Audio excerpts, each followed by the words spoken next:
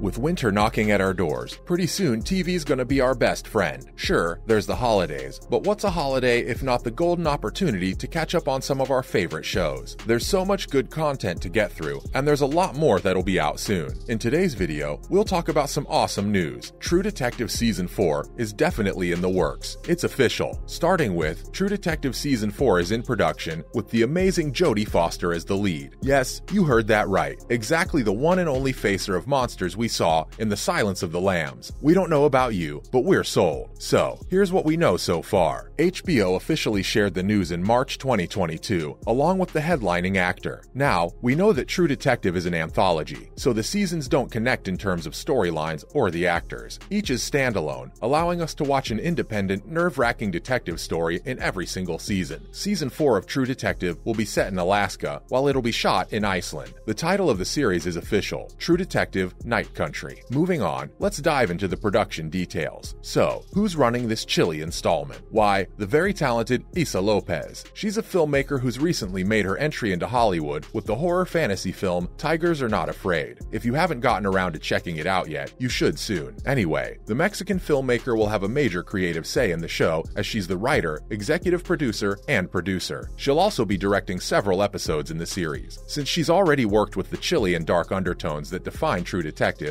we feel this is an epic choice. She'll certainly do justice to this much-loved anthology. Alongside her, Adele Romansky, Mark Seriak, and Barry Jenkins will be working as executive producers. The three will be working via Pastel. HBO Max and HBO now have an arrangement with Pastel. You might recognize the name Romansky here. She's been a part of some of the most stunning projects Hollywood's seen recently. Her major directing credits include the award-winning Moonlight and the critically acclaimed feature If Beale Street Could Talk. Romansky and Jenkins worked together in Moonlight, while Seriak worked alongside her in If Beale Street Could Talk. It's safe to say that it's a pretty cohesive team with great film experience already under their belts. We've got high hopes, folks. This lineup is simply stunning. Next up, what's the release date?